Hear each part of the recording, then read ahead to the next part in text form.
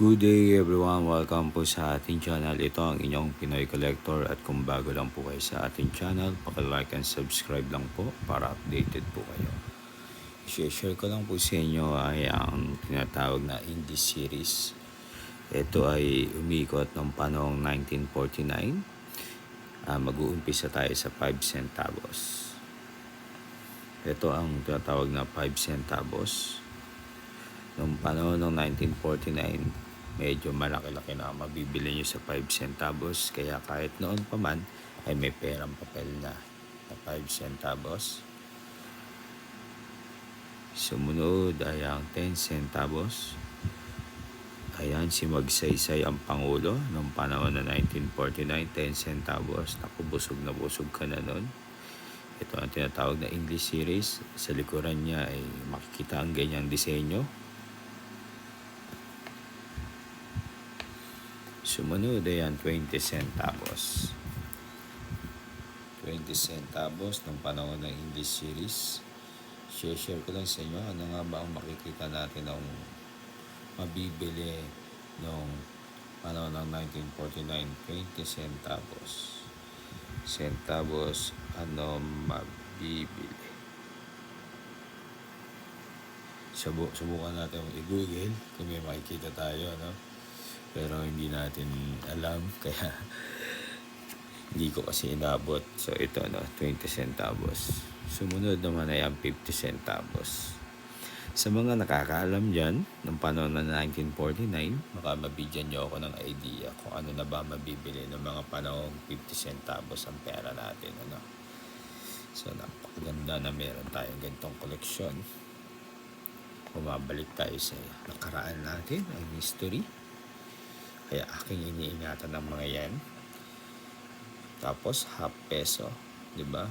Iba ang 50 centavos sa 1/2 peso. Maganda siya. Meron siyang makikitang kalabaw at bundok. Ano kayang mount yan? Baka may idea kayo kung anong saan yan, saang lugar na yan. At napakaganda. Ito ang likuran, no? Nakaka-amaze siya. Ito yung pera ng panahon ng 1949 na si Magsaysay ang Pangulo natin. At ito na, ang 1 peso. Si Apolinario Mabini. Makapagal pala. Makapagal ba kung Magsaysay ang Pangulo? Baka nagkamali ko, pasensya na. Ayan na. Hindi ko sigurado kung ano yung pirma na yan. But parang iba. Well, 1 peso. Ano ba makikita sa likuran? Ayan, simbahan. Ayan, alam niyo ba kung saan yan? Barasoy Church. Ayan, makikita natin sa 1 pesos. Ito ang 2 pesos. Jose Rizal, Dr. Jose Rizal, 2 pesos. Panahon ng 1949. May nakasulat na Tomas de la Ruz and Coladi. Ito, makikita ang sa likuran niya. Landing of Magellan in the Philippines. So, ayan. 2 pesos. Sana na-appreciate nyo ang pera natin noong panahon ng 1949. Diba? Ang gaganda. Sunod naman ay ang 5 pesos. Uncirculated to, kaya ganito po kaganda. Marcelo H. Del Pilar. Ayan. Ganda na ito. Don't forget to follow po pala me, no? Kahit sa aking YouTube account at sa aking Shopee account, Pinoy Collector. Sa likuran niya ay La Solidaridad. Ayan, subukan natin i-zoom kung mababasa natin. Barcelona, 1889. Ayan, 5 pesos. Sunod ay ang 10 pesos.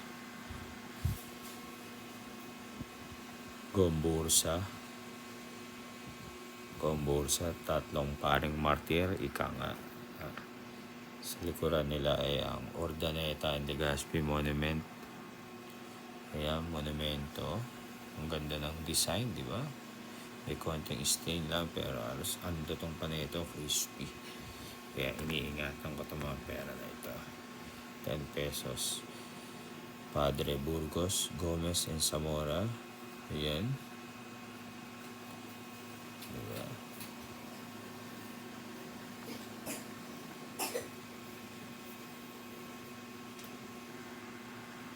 Sumunod yan, 20 pesos. Emilio Jacinto. At saka merong Andres Bonifacio.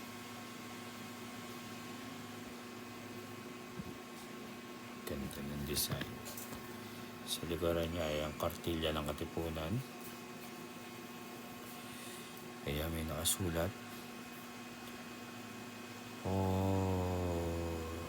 Alaala ng bayang, alaala ng bayang Pilipino sa mga bayani. Ayan, yan pala nakasulat dyan. May logo na H. Ayan. Kaya ng mga pera ng panahon noon. 1949. Ito, Antonio Luna. 50 pesos uncirculated. May konting stain pero napakaganda pa rin. Napakagandang pera pa rin na ito. Ito, The Blood Compact between si Katuna and Legazpi. Ayan kung sino ba si Katuna at si Legazpi yan. Baka may idea kayo.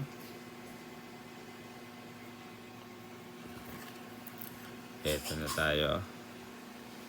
Sa 100 pesos, mahirap makaharap ng uncirculated nito at medyo may kamahalan. Kaya dito ay okay na tayo. No? Tandang Sora. 100 pesos po ito. Magandang kondisyon pa rin. May konting mga sulat lang. Pero para sa akin, maganda pa rin siya. Nakikita pa rin ang mga detalye. Ito mga sundalo na katayo nito. Regimental flags and the veterans. Kikita nyo yung limang flag. May KKK, yan, kung ano-ano. Tatandaan ko ng elementary, pinag-aaralan natin yan. 100 pesos. Iba-ibang flag.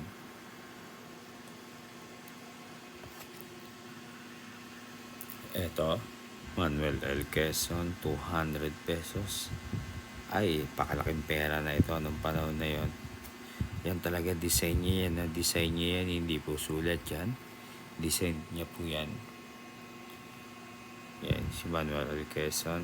Ang babang serial, makikita nyo sa likuran na yung Legislative Building. 200 pesos. Ayan, ating reviewin muli.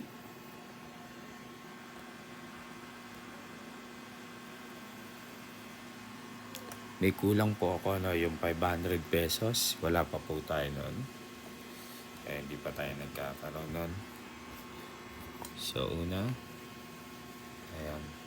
200 pesos. 100 pesos. 50 pesos. 20 pesos. 10 pesos. 5 pesos. 2 pesos. 1 peso. Half peso, 50 centavos, 20 centavos, 10 centavos, saka 5 centavos. Siyempre, noong mga panahon na yan, may coins din yan, ano? May coins din. Pero hindi ko na po ipapakita sa inyo, guys. At kung bago lang po kayo sa aking channel, paki-like and subscribe naman po. Ayan, Pinoy Collector. Meron din tayong Shopee account, Pinoy Collector. Sana po ay nag-enjoy po kayo at nakatulong po ako na maibalik ang mga dati nyong alaala o history sa pamamagitan ng mga pinapashare na at pinapakita kong video sa inyo. No? Kung meron po kayo nais itanong o i-question o ibenta, message lang po ako sa aking FB page, Pinoy Collector. Maraming salamat po everyone and God bless.